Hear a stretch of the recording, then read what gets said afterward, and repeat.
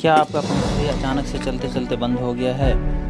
उसके अंदर से धुआं निकल गया है, उसकी कॉइलें ख़राब होने जैसी लग रही हैं, उसकी बेयरिंग को बिना बदले नया कैसे कर सकते हैं? सीट अगर लूज हो गई है तो उसको हम कैसे ठीक कर सकते हैं? पंखे को कंप्लीट रिपेयर कैसे कर सकते हैं? चलिए जानते हैं आज की इस वीडियो में।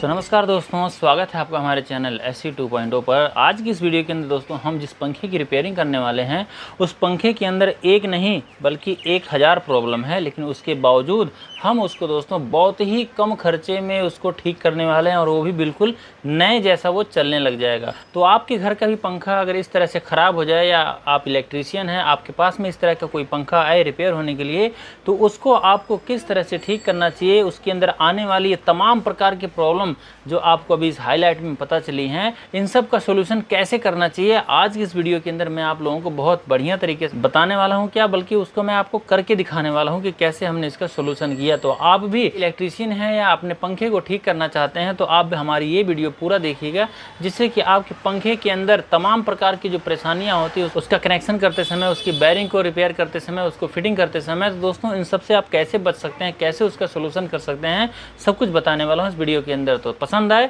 तो लाइक, शेयर और सब्सक्राइब कीजिएगा, लेकिन सबसे अंत में पहले आप पूरी जानकारी, पूरी वीडियो देख लीजिए। चलिए शुरू करते हैं। तो जय श्री राम दोस्तों, कैसे हैं आप लोग। दोस्तों आज हमारे पास में ये सीलिंग फ़ैन आया है जो कि पुराने मॉडल का है, यानी कि ज़्यादा पुराना तो नहीं कह सकते हैं, ये 95 के बाद का है, यानी कि जो लोहे वाली बॉडी में आया करते थे वो वाला पंखा है। इसके अंदर प्रॉब्लम ये है कि कस्टमर के घर पर ये मतलब चलता नहीं है, इसके अंदर करंट जाता है तो कुछ भी गूंगा की इसमें से आवाज़ नहीं आती है, और जब चल रहा था तो इसकी स्पीड भी कम थी। तो स्पीड कम तो आप लोग जानते हैं कैपेसिटर की वजह से होती है, लेकिन दोस्तों इसके अंदर इसके अलावा और भी कई प्रकार की परेशानी है जिसको हमने आज इस वीडियो में ठीक किया, जो कि अगर किसी मतलब नए सीखे हुए बंदे के सामने ये सारी परेशानियाँ आ जाएँ तो उसका दिमाग चकरा सकता है, यानी कि वो मतलब दिमाग ख़राब हो जाएगा, उसको समझ में नहीं आएगा आखिर यार इतना सारे परेशानी एक मोटर के अंदर कैसे हो सकता है। तो हालांकि इसके अंदर हमने मतलब रिपेयर किया तो हमारा बहुत ज़्यादा खर्चा नहीं आया, बस केवल उतना ही खर्चा आया, मतलब मामूली सा समझ लीजिए 10-1 रुपये का खर्चा आया हमारा इसमें, ठीक है। तो इसमें देख सकते हैं धुआं निकला हुआ है, यहाँ पे आप देखिए धुआं निकल जाता है जब कॉइलें हमारी जल जाती तो ऐसा होता है। और धुआं बहुत लोग कहते हैं कैपेसिटर हमारा जो कि होता है, अगर कैपेसिटर यानी कि कंडेंसर अगर बड़ा लगा दिया जाए तो हमारे पंखे से धुआं निकल जाता है, उसकी कॉइलें फूक जाती हैं। लेकिन दोस्तों कॉइलें फूकती हैं वीक कैपेसिटर होने से भी। अगर कैपेसिटर वीक होगा तो भी हमारी कॉइलों के ऊपर बुरा असर पड़ता है, और जब हाई पावर का कैपेसिटर लगाया जाता है, यानी कि बड़ा कैपेसिटर, साइज से बड़ा कैपेसिटर लगा दिया जाता है, तब तो हमारी जो कॉइलें होती हैं दोस्तों वो स्टार्टिंग की फूकती हैं। लेकिन अगर वीक कैपेसिटर होगा तो हमारी रनिंग की कॉइलें हीट हो जाती हैं और वो कुछ दिन के बाद चलते चलते फूक जाती हैं।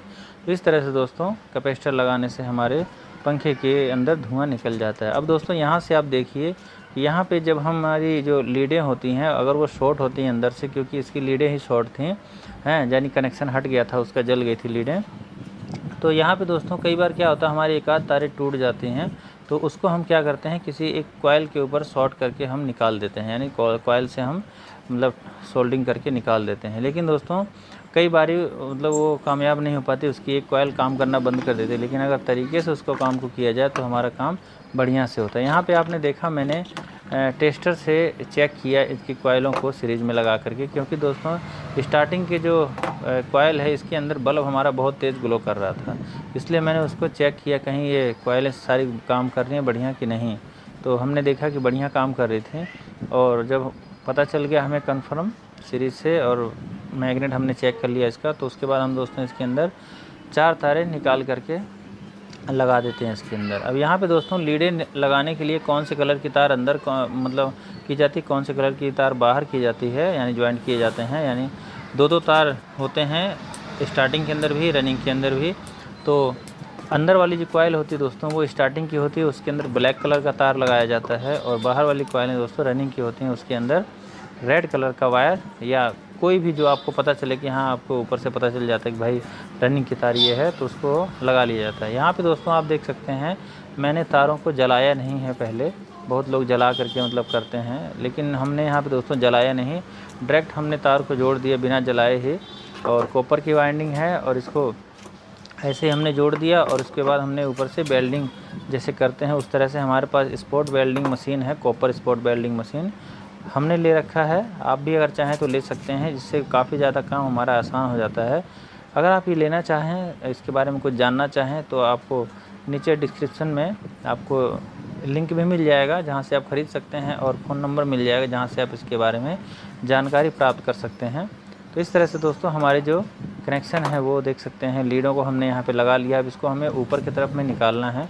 उसके लिए दोस्तों हम इस प्रकार से एक तार का टुकड़ा लेते हैं और तार का इस तरह से टुकड़ा लेके उसको मोड़ देते हैं। उसके बाद यहाँ से इसको हम नीचे निकाल लेते हैं और नीचे निकालने के बाद में फिर इसके अंदर हम उस छिले हुए तार को यहाँ पे बांध देते हैं। और एक एक करके दोस्तों जब हम इस तरह का काम करते हैं खींचा खांची वाला, यानी कि हमने ये जब तारों को जोड़ा है, क्योंकि बहुत नाजुक पतले तार होते हैं 35-36 नंबर तार, तो जब भी आप इस तरह का काम करें तो बहुत सावधानीपूर्वक आराम से करें। कहीं से कोई मतलब तार टूट जाएगा तो फिर से आपको मुसीबत हो जाएगी जोड़ने में, ठीक है।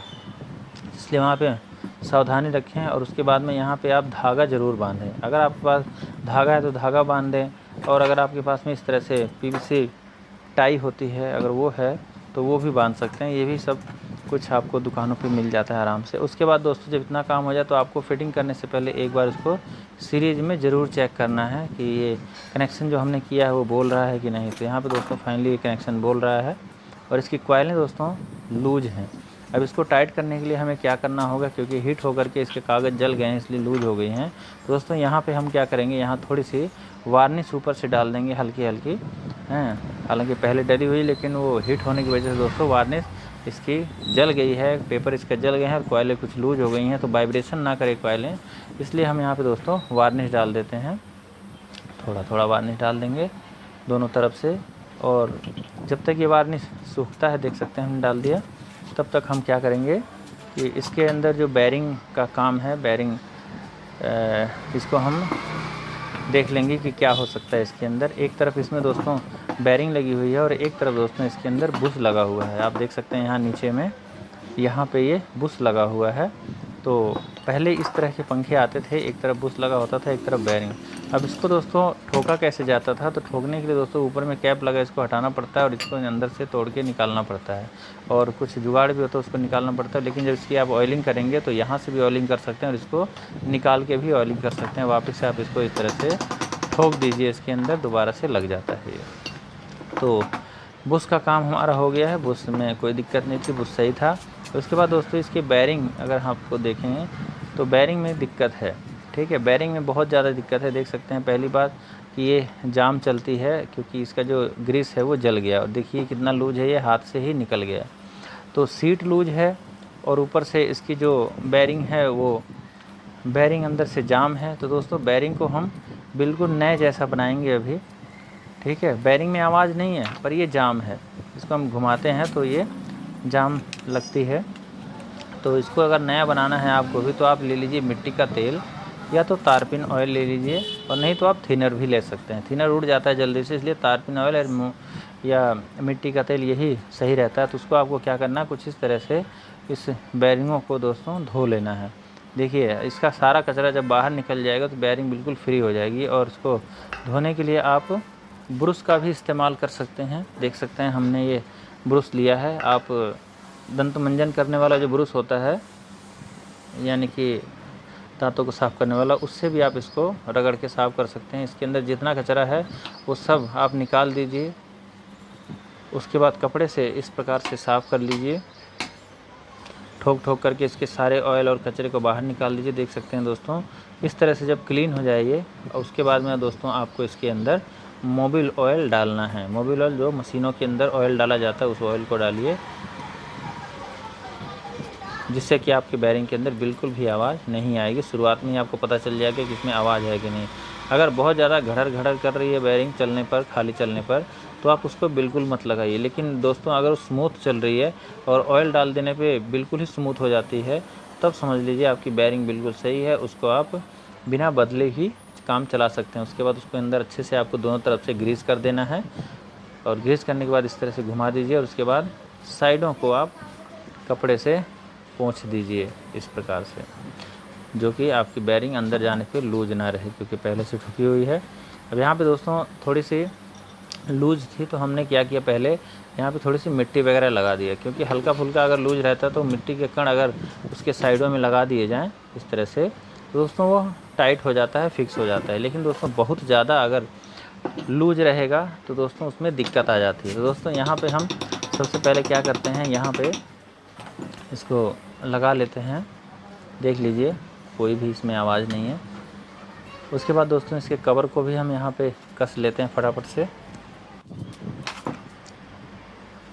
और उसके बाद दोस्तों हम इसको एक बार घुमा के देखते हैं। फिर दोस्तों यहाँ पर हम देखते हैं थोड़ा सा ये कटा हुआ सा महसूस हो रहा है। लेकिन दोस्तों ऐसे अगर आपको ना पता चले तो आप इसको इसके अंदर डालिए और देखिए यहाँ पे अगर गैप आपको महसूस हो, अगर बहुत ज़्यादा ये हिले और हाथ से घुसाने पे घुस जाए और हाथ से मतलब बिना ठोके ही निकल जाए वो, तो समझ लीजिए वो लूज है, सीट कटी हुई है। तो ऐसे में आपको इसको यहाँ पर पंचिंग भी करना होगा। दोस्तों पंचिंग करने के लिए आप छेनी का भी इस्तेमाल कर सकते हैं, इस तरह से पेचकस बढ़िया क्वालिटी का हो उसका भी इस्तेमाल कर सकते हैं। और पंच बना करके, और एक ड्रिमर वगैरह का जो पंच बनाते हैं हम लोग, उसका भी ड्रिल मशीन को धार लगा उस भी बना सकते हैं। देख सकते हैं पंचिंग हमारी हो गई है। दोबारा से दोस्तों हम इसको इसके अंदर ठोक लेंगे, और ठोकने के बाद दोस्तों हम इसको फिट करेंगे पंखे को। तो क्या ये पंखा जो कि पूरी तरह से जैसे होना चाहिए फिटिंग वैसे है, लेकिन दोस्तों देख लीजिए हमने इसको मतलब ठोक तो दिया, पंच भी कर दिया, लेकिन फिर भी दोस्तों यहाँ पे प्ले इसकी बनी हुई है। तो दोस्तों इसको हम दोबारा से निकाल लेते हैं बाहर। देखिए यही होती है कि मतलब एक तरफ हम ठीक कर रहे हैं, दूसरे तरफ मतलब कमी पता चल रही है। यहाँ से कोई दिक्कत नहीं है, ये हमने जो पंच किया बिल्कुल सही है। लेकिन यहाँ पे दोस्तों ये जो बेरिंग है ये यहाँ पे काफ़ी ज़्यादा लूज है। देख सकते हैं यहाँ पे आपको नज़र नहीं आ रहा, मैं इसको आपको खोल के दिखाता हूँ। देखिए यहाँ पे देखिए दोस्तों, देख सकते हैं यहाँ पे ये बेरिंग कितनी ज़्यादा लूज है। तो इतनी लूज रहेगी, हाथ से चली जाएगी अंदर, हाथ से तो प्ले ये बर्दाश्त नहीं करेगा, और रूटर के अंदर हमारा जो कि दोस्तों ये स्टैंपिंग लगने लग जाएगी। तो ऐसे में हमें क्या करना है, फिर से वही पंच उठाना है, थोड़ा लंबा ही लीजिए, जैसे हमने पेचकस ले रखा, कहीं पे भी हमारा ये काम आ जाता है। उसके बाद यहाँ पे भी इसके सीट के ऊपर भी आपको पंच कर देना है। जब आप इसकी सीट के ऊपर भी पंच कर देंगे तो यहाँ पे जो हिस्सा है दोस्तों इसका खुरदरा हो जाएगा। ठीक है, इस तरह से देख सकते हैं काफ़ी खुरदरा हो गया चारों तरफ से।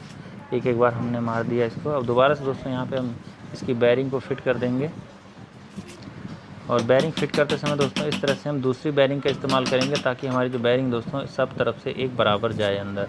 देख सकते हैं पहले जो अपने आप निकल जाता था, अभी वो नहीं निकल रहा।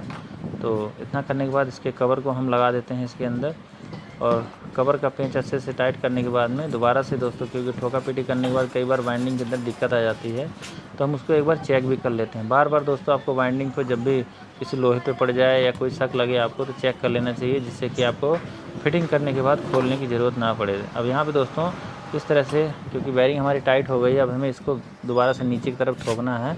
तो यहाँ पे दोस्तों हम ऊपर का कवर हटा करके यहाँ पे बेरिंग को ऊपर रख करके तब इस नीचे ठोकेंगे, जिससे कि हमारी बेरिंग बढ़िया से अंदर तक ठुक जाएगी। दोस्तों यहाँ पे आप देख सकते हैं जो पहले बहुत ज़्यादा प्ले थी, अभी इसके अंदर प्ले नहीं है, हल्की फुल्की प्ले रहती है, जो कि दोस्तों जब आप इसके फिटिंग करेंगे तो वो कवर कर लेगा। बाकी दोस्तों सीट कटने की प्ले नहीं होनी चाहिए, नीचे की सीट कटी नहीं है, वो बराबर रहनी चाहिए, क्योंकि उसको बुश के ऊपर चलना है। यहाँ पे दोस्तों देख सकते हैं हमारा जो रूटर है ये बराबर आना चाहिए, ये विशेष रूप से आप लोग ध्यान रखिए। तो यहाँ पे दोस्तों हमारा रूटर बराबर है, और उसके बाद दोस्तों हम इसको फिट कर लेते हैं। यहाँ दोस्तों हमने इसको फिट कर लिया है, ऊपर से फटाफट से इसके पेंचों को लगा करके टाइट कर देते हैं। इसके अंदर दोस्तों टाइट करते समय आपको ये ध्यान रखना है कि आपके पेंच सारे एक बराबर टाइट होने चाहिए नीचे तक, नहीं तो अगर आगे पीछे ऊपर नीचे हो जाएंगे तो दिक्कत हो जाएगी। देख सकते हैं इसके अंदर आवाज़ वगैरह बिल्कुल नहीं है। चलिए इसके ऊपर के कवर को लगा देते हैं फटाफट से, और उसके बाद दोस्तों आपको इसको कनेक्शन वगैरह करके फिर आपको चला करके भी दिखाते हैं कि किस तरह से हमारा पंखा, केवल अगर आप खर्चा देखेंगे इसके अंदर तो केवल ज़्यादा से ज़्यादा 10 रुपये का खर्चा आया होगा, बेरिंग और ये हमारी लीड वायर बना करके लगा करके। तो बाकी दोस्तों इसमें दिमाग का काम है, दिमाग से अगर आप काम करेंगे तो इतने सारे काम के ही कम से कम आप ज़्यादा नहीं तो 150 रुपये तक ले सकते हैं। कम से कम 150, ज़्यादा से ज़्यादा 250 रुपये ले सकते हैं अपने एरिया और जगह के अनुसार। तो सामान हमारा बहुत ज़्यादा नहीं लगा है इसमें। कैपेसिटर वीक था, कैपेसिटर हमने चेंज कर दिया, 50 रुपये 40 रुपये इसका भी बढ़ जाएगा। इस तरह से दोस्तों 4 तार वाला है, तो यहाँ पे हम कनेक्शन कर लेते हैं और देखते हैं उल्टा चल रहा है सीधा। रेड वाले पे लगाना है आपको हमेशा, तो उल्टा चल रहा था ये, तो हम इसका कनेक्शन बदल लेते हैं। लाल तार को इधर से उधर कर लेंगे तो हमारा जो कनेक्शन है दोस्तों वो ठीक हो जाता है। अब चेक करने की ज़रूरत नहीं है दोबारा, सिंपली क्या करना है, इसकी ऊपर की रॉड को लगा देना है और रॉड को लगाने के बाद में इसका जो कनेक्शन है दोस्तों ये सब का सब हम पक्का कर देंगे। इस तरह से पक्का कर देंगे और यहाँ पे दोस्तों हम टेप नहीं लगाएंगे, बल्कि हम यहाँ पे इस प्रकार से ये कैप थिम्बल लगा देंगे, जिससे कि दोस्तों हमारा कनेक्शन भी मजबूत हो जाता है और इसके अंदर शॉर्ट सर्किट करंट वगैरह आने का भी कोई डर नहीं होता है। तारों को हम ऊपर की तरफ कर देंगे। ये हमने दोस्तों इसलिए यहाँ पे लगाया क्योंकि यहाँ पे दोस्तों इसका कनेक्टर ख़राब था। अभी देखिए पंखे को हमने ऑन कर दिया है, बहुत बढ़िया तरीके से ये चल रहा है पूरी स्पीड में और इसके अंदर कोई भी आवाज़ नहीं है। दोस्तों देखा आपने, इसे कहते हैं कम खर्चा और फुल चर्चा। आपको जानकारी कैसी लगी, आपको वीडियो हमारी कैसी लगी, मुझे कमेंट करके ज़रूर बताइएगा। और जो भी आपके ज़रूरत के लगते हैं कि भाई उनको भी ज़रूरत है इस चीज़ की, तो उनको ये शेयर भी कर दीजिएगा। तो चलिए मिलते हैं किसी नेक्स्ट वीडियो में किसी नई जानकारी के साथ। तब तक के लिए नमस्कार, जय श्री राम।